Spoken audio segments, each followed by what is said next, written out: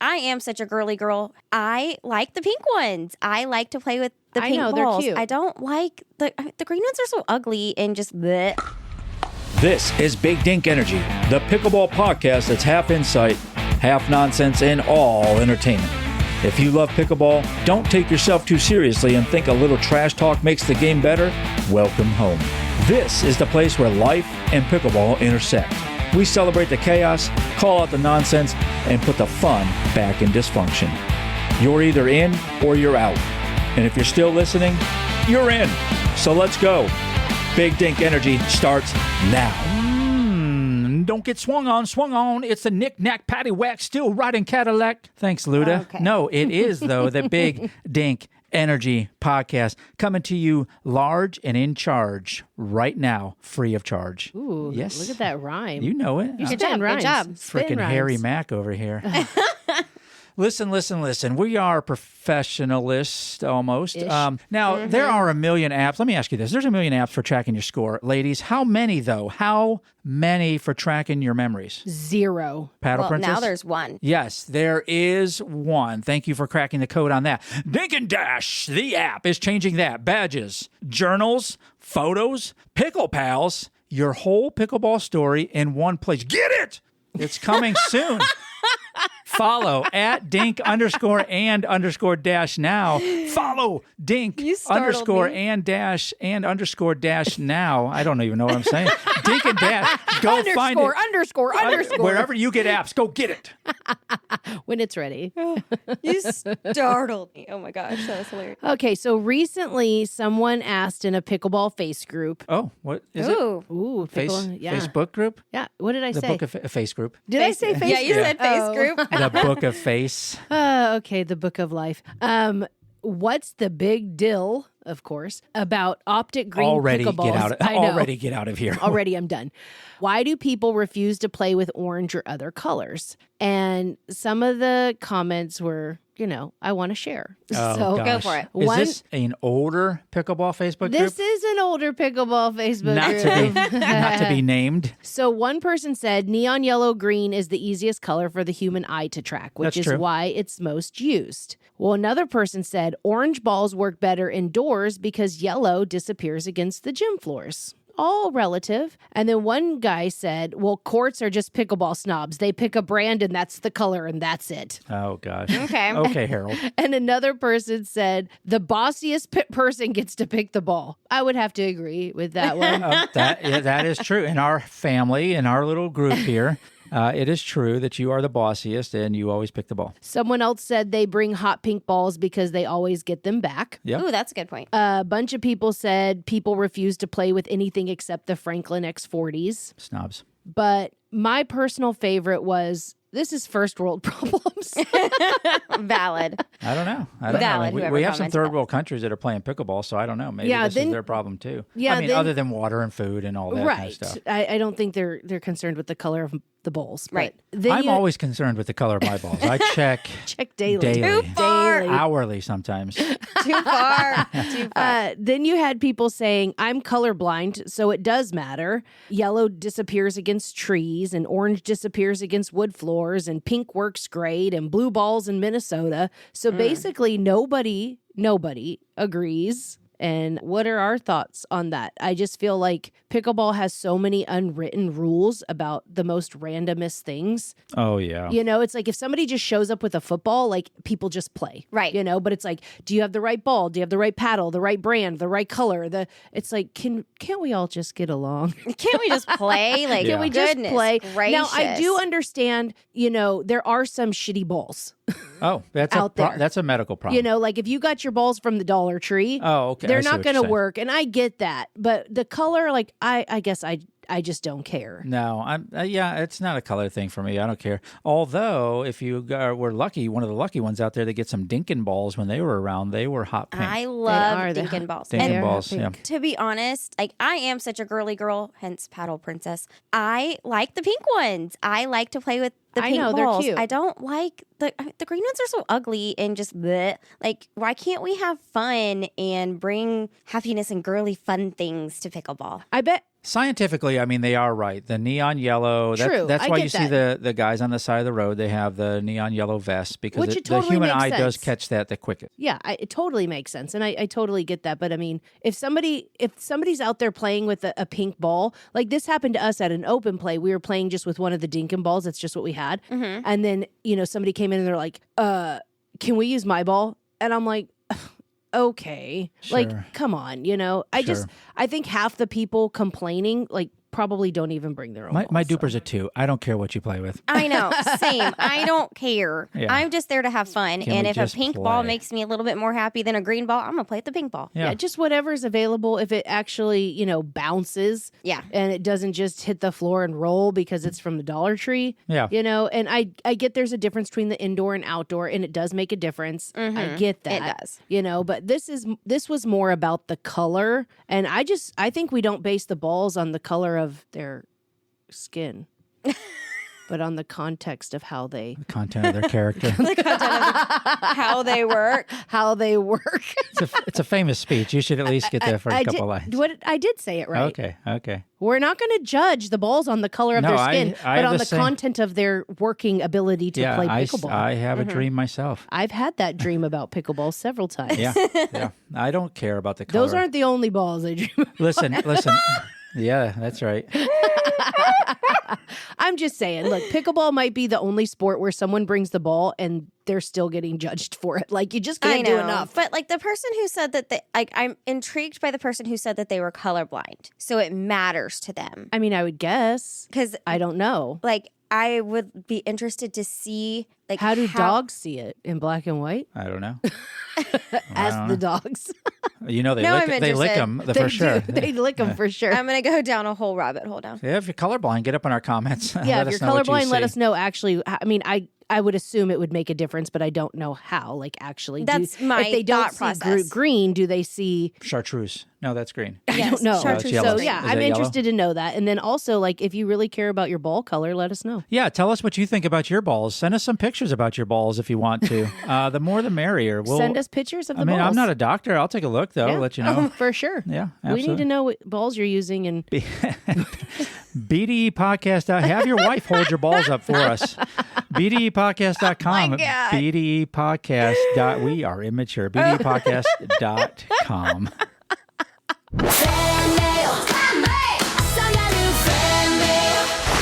From deep in our mailbag, we got this from Claire Frank. She dropped us a note just like you can do on the electronic mail. That's mail that we can get delivered 24 hours a day over at bdepodcast.com. And Claire said, great stuff. Claire, love it. Short, sweet, to the point, got out everything we need to know. BDE Podcast is great stuff. Thanks, Claire. just the tip, quick pickleball wisdom, in and out before you know it. Play the point in front of you. The medal isn't won 3 points from now. When players start thinking about the medal, the bracket, or the next match, they stop playing the ball in front of them. The teams that win tournaments stay locked in to the present point and let the score take care of itself. Lock it in. Lock it in. Just the tip. It's time for Pickle Pals.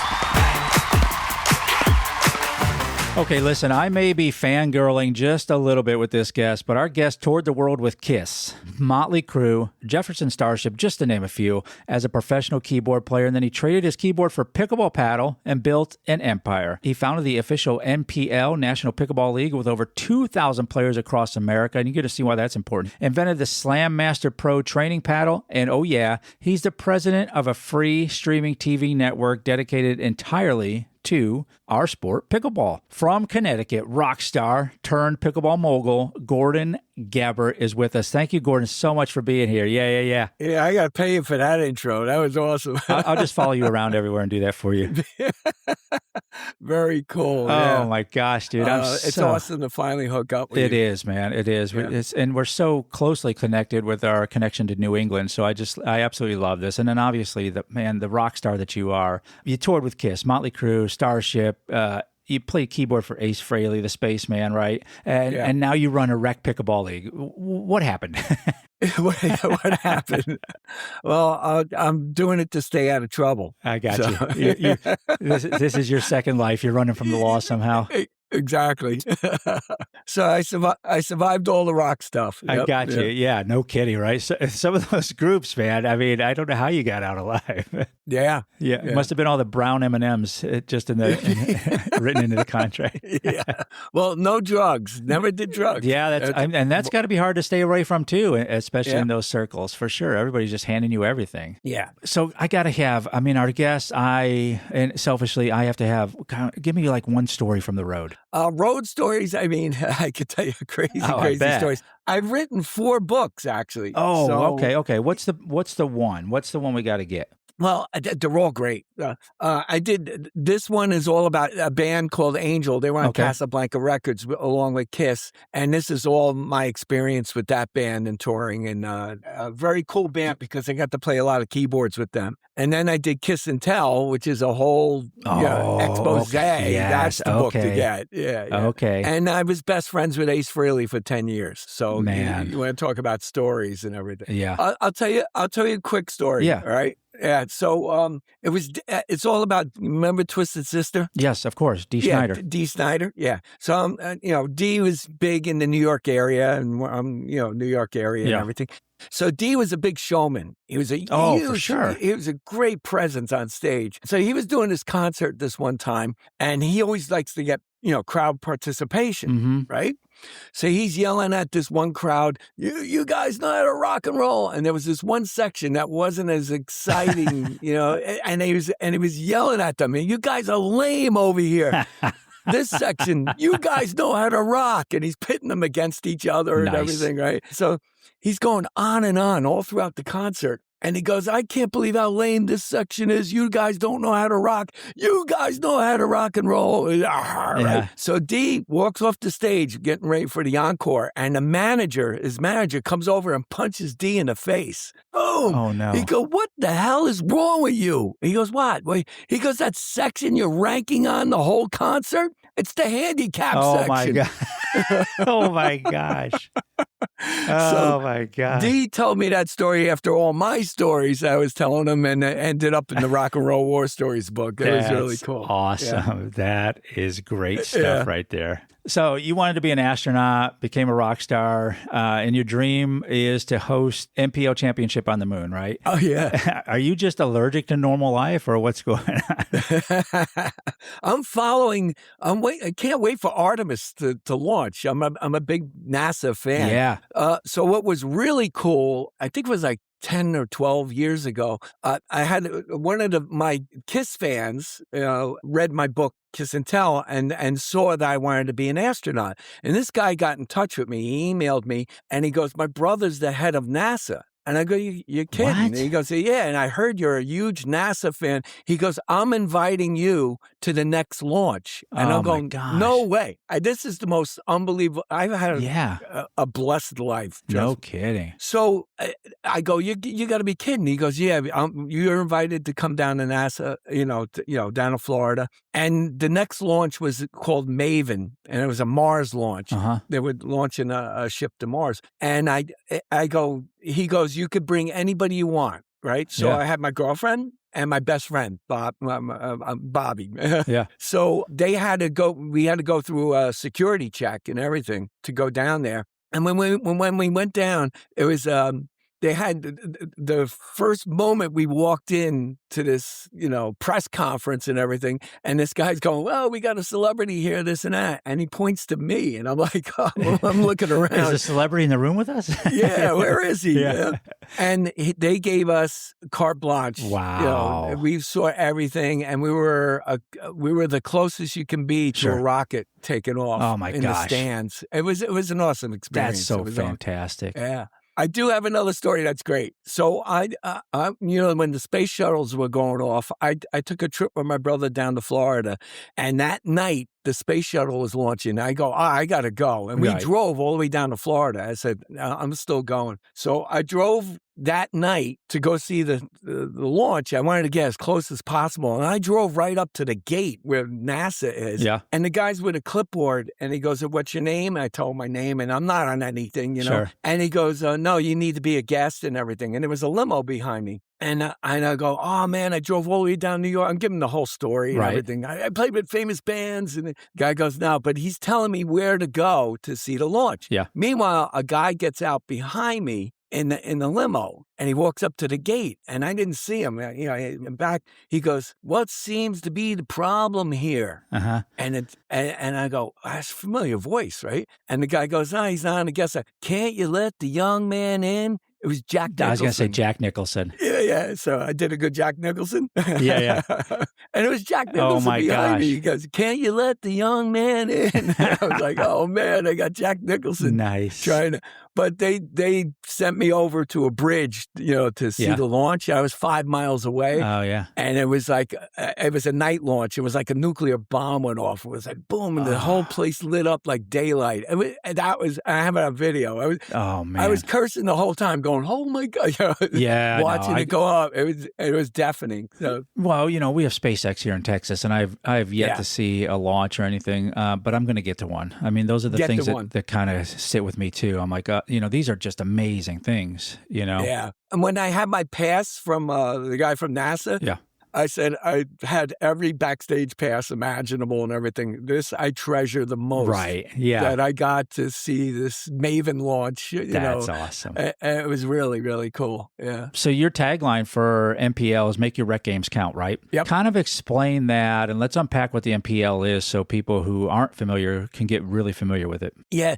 And so everybody has a preconceived concept of leagues and everything. And I say it's all complicated. And I'm It is. the model. This is funny because it's KISS. Keep it simple, stupid. That's right. So this league is so simple. You join the league, you make your rec games count. And you put your scores in. And everybody's going, is that like Duper? I go, no, Duper is a rating system, you know, Yeah. that you're Yep. rating your skill level. But here it's the biggest flex ladder league. That's how I explain it now. Okay, I finally okay. got to explain it.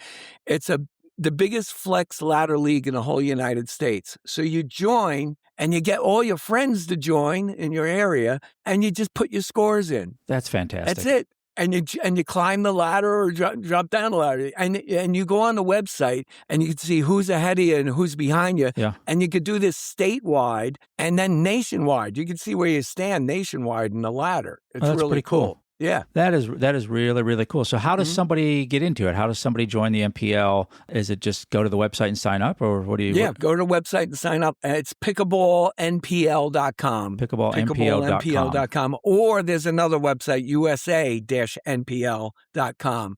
We got two running websites, but it all goes funnels to, you know, one thing when you join and everything. Okay. When you join, it's free. You could join for free. And then we have a paid version. And the paid version is only $99. We'll give you a discount code, True Guy. So we'll use this discount code USA. And I think it's like $70 or something awesome. like that. And then no more fees after that. And then you get all the perks when you pay into it. Or you could just try it out for free and see where you stand if you're not taking it as serious. You know, Gotcha. more serious players will do the paid version. Well, that's and so code USA from you to our listeners here at Big Dink Energy Podcast. Awesome. Yeah.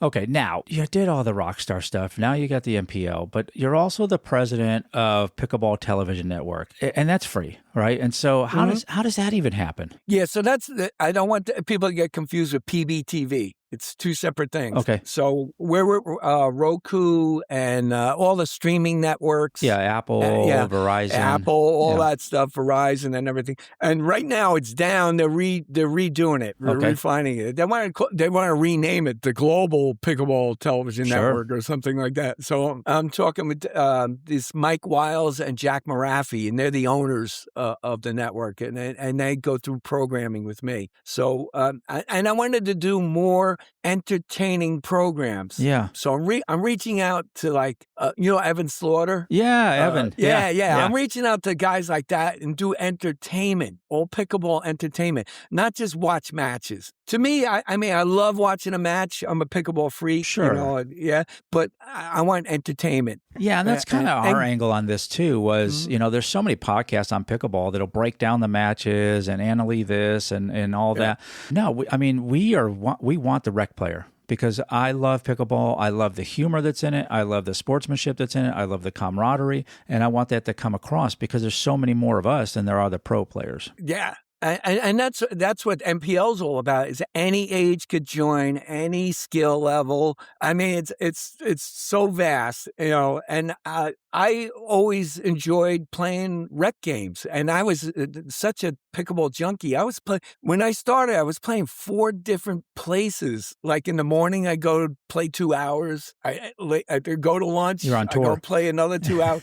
And I'm playing all these different places and everything. And I was doing this for the longest time. And then I'd come home and I go, well, that was good exercise. Yeah. What did I get out of it? And now I have the NPL is like a purpose. Now you can make it mean something. Yes. And you can see how you progress as a player also, how much better you get. And you always want to play better players. That's another thing. Oh, yeah, for sure. Yeah. And that's one of the great things about it too, because I find so many of the rec players who are willing, I don't like to say reach down, but you know what I mean? Like the 4s don't mind reaching down to the 2s and saying, hey, come on up here and try this level out. Learn some techniques, learn some shot placement. It's weird because pickleball can get clicky. Every experiences that clickiness of it. But when NPL really encourages people from all different levels to play with each other, you got to experience it to see how it works, and it gets rid of the clicky stuff. Yeah, we do see some of that. I hate to say it, but I see it. And like once you cross over into the 4-0 level, you see some of that. I'm not going to go play with those guys down there. But you soon forget. It seems like you soon forget where you came from. Yeah, you forget where you came from. And Guy, you hit the nail on the head with that. I was just with another 4-0 plus player yesterday, and we went to a open play, and it was all like 3-0. Beginners and stuff. Yeah. I turned to him. I go, "Do you remember when you played like that?" Yeah. Yeah. It feels good, I think, to just kind of slow things down and show, okay, I made this shot because you did this, right? And I put the ball here because you were out of position here. And if you want to grow the next generation, it's not by slamming them and body bagging people. It's about reaching over and saying, "Hey, come along with me." Yeah, it's.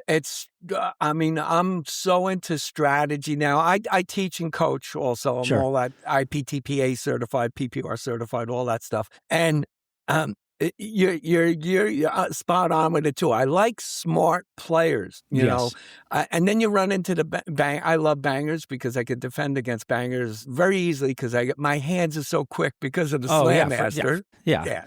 Well, not only that, but I mean the keyboard and all the stuff you did. I mean, you're just going a mile a minute sometimes. And I play younger guys, and they're like, wow, your reflexes are unbelievable. This, I'm like twice their age. 3 times their age in some of them, and they're like, "Who is this guy?" Yeah, that's right. So, that's right. Yeah, I love that. Like a sleeper on the streets out there. Yeah. Well, so let's talk about the Slam Master Pro, the training paddle. What makes it different from the regular paddles? It's the pad. Everybody's probably seen it on YouTube and things like that. It's a paddle with a cord attached, And what it does is, from beginners all the way to pro level, there's all different levels that you could use that paddle with.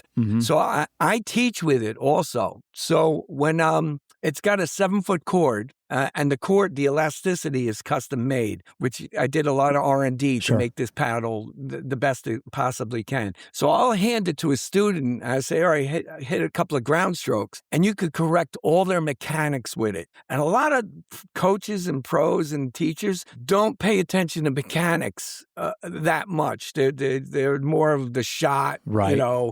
Where your footwork, this, that. But mechanics, this corrects all the mechanics because because you have to be more compact. The bigger swing you got and the bigger follow through, and the ball will go all over the place. And so it teaches you to be a more compact player and make contact out front. Yes. So that's key too. Yeah, for people who haven't seen it, it looks like the old, I'm going to tell my age, obviously, the old paddle ball. Where you have the rubber ball. The little game. The little game you got in the grocery store, Mom gave you so you would just shut up while she was shopping kind of thing. And it broke the first 5 minutes you had it. The rubber band broke or the staple came out. That's right. That's right. Yeah. And it's kind of like that, but obviously on a more professional level. And man, I saw people playing with it and I saw the videos. I was like, man, how can you not improve with that? That's phenomenal. Yeah. I mean, it took like 2 months to figure it out. Sure. To get it, the right elasticity, the right,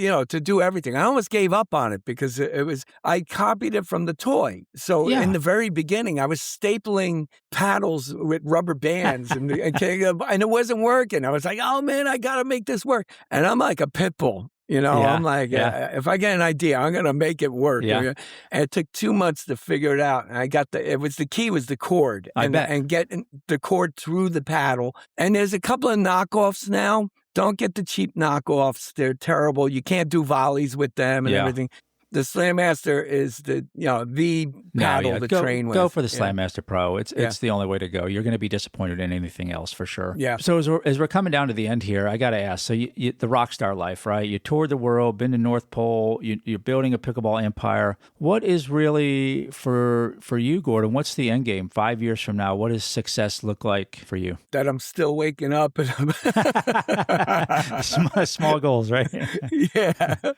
Very, very small goals. No, in 5 years, I'd love to see the NPL explode, like huge. And I've been talking with Tino Machado from Duper and, all the big guys. I deal with them all. All the entities and everything. And I got all my business expertise because of KISS. Right. And I worked with Ace Frehley. I didn't tour with KISS. I toured with Ace Frehley from KISS. So I got to clarify that. But I got all that business mind. And it wasn't from Gene Simmons. It was a guy named Bill O'Coin. He was the manager. Yeah, people don't realize that. But Gene is kind of the face of, putting his face on I'm Gene Simmons, right? Yeah. But the guy behind the guy is the one that really is responsible for the pinball machines and all that. Yep. All the merchandise. It was Bill O'Coin. So and Gene comes up with the KISS makes condoms and they make coffins. And Gene goes, we get you when you're coming and we get you when you're going. It's terrible. He's a businessman. He is a businessman for sure. Yeah. Well, man, Gordon, I wish we had more time. I mean, this is just fantastic. Like I said, this is an interview for me that I just could go on and on. There's so many different things here. I definitely want people to go find you, learn more about you. I want people to get out there and get in the NPL. And those for you rec players, if you're not in that yet, I don't know why not. Pull over right now wherever you are listening to this and do it now. Sign up. And don't forget there's code USA out there to get a discount on that as well. Thank you from Gordon for doing that for us, for our listeners. Brother, thank you so much for being on the Big Dink Energy Podcast. Love everything you're doing, and we're going to follow you every step of the way. Guy, thank you so much for having me on. I really appreciate it. It was awesome. It's time for Pick Six. Thanks, Mr. Announcer Guy. Pick Six, where we take one question and we each bring two answers. And of course, we immediately regret to agreeing to this segment. For our Pick Six tonight, though, it is Pickleball Lies That Everyone Tells. Pickleball Lies That Everybody Tells. So mine is, I usually play better than this. Oh, that's a good one. Mm-hmm. Yeah. I would say that was totally intentional. Yeah, for a net cord or something like that. Yeah. I've been practicing that. Yeah. Mine is, I wasn't really trying. Mm-hmm. Okay, mine is, I'm a little rusty. Mm-hmm. You just played yesterday. I just started playing. Ooh, 3 years in. Hear that one a lot. Yeah. If you've picked up pickleball and tried it at least once, then you'll understand this one. Just one more game. Just one more game. more Just do game. one more. 9:30 at night. Yeah. My family's left me. We're gone. Tell us what you think. Pickleball lies that you may have heard or you told to somebody else. BDPodcast.com. Get it. News you can use. From New York to California, here is the news you can use. So pickleball's next jump might not come from a new paddle. It might come from better tech around the game. A lot of the sports go through the same evolution. As they grow, they add things like replay systems, data tracking, and standardized officiating, so matches are easier to run and easier to watch. Pickleball is starting to move in that direction. So, for example, Major League Pickleball plans to introduce electronic line calling in 2026 using technology from Owl AI, which can make line calls from video instead of expensive stadium hardware. Interesting. And the United Pickleball Association is also working with the Play Replay to bring electronic line calling to events over the next couple years. So we're already seeing replay rules, match analytics, and player side tools like Swing Vision show up across the sport. So here's the question for discussion. Is all this tech good for pickleball? Or does it take away from the backyard honor system feel that made people fall in love with the game in the first place?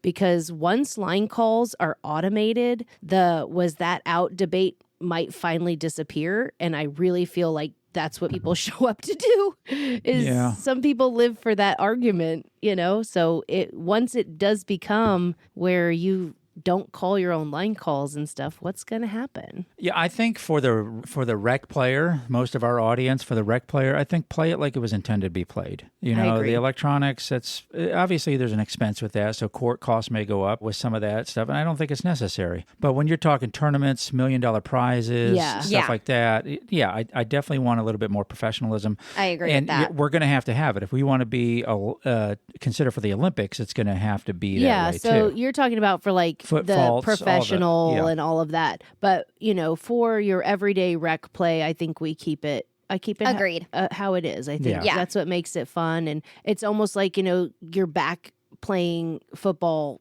with your friends in the yard, Like Yeah. playing at a two-hand park. touch, and it's like kind of Calvin ball, kind of not. I think for the rec player, I think it's just let it fly. You know what I mean? If it's on my side, I get to call it. That's the rule.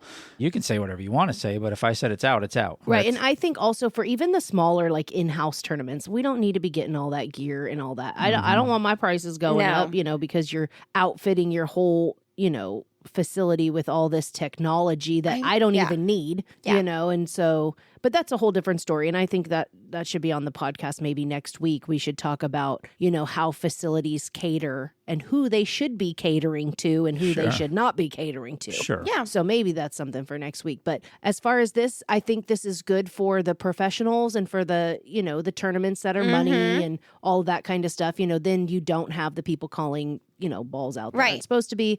And I think it's a good. It's good. It's a good technology. Like I said, I think it's necessary at certain levels, but not for the everyday rec Not player. at our level, but for the professionals and all that, I think we're moving on up. Yeah. To I think the it's really east cool. side. Yeah, I think it is cool. I mean, and I mean, in a year or two, if we still didn't have it, we'd be like, come on. How many times, like as old people, have we said, with all the technology today, why haven't we, we would be there eventually. Right. I mean, imagine watching the Super Bowl without replay. Yeah. It would be so weird. And of course, they didn't have it when they started. And so, growth is inevitable, and it's good, I think, for the industry. So, Yeah. Yeah, It's a I good think thing so. for the pro level. I don't mind embracing it in the right way. Yeah, so Owl AI. Very interesting. Nice. Ooh, ooh, ooh, ooh. Owl AI. Ooh. Owl AI. Ooh. And there's your new jingle. That's it for this episode. Unless you've got something to say, think we got it wrong, have a better take, we want to hear it. Find us at bdepodcast.com or at BDE Podcast on the socials. Drop us a message. We might just feature you in the next episode. If you had a good time, well, samesies. If not, maybe try again. We grow on people. So you know the deal. Follow the show, tell a friend, and leave us a review. Or just pretend this never happened. Until next time, keep the dink soft and the energy big.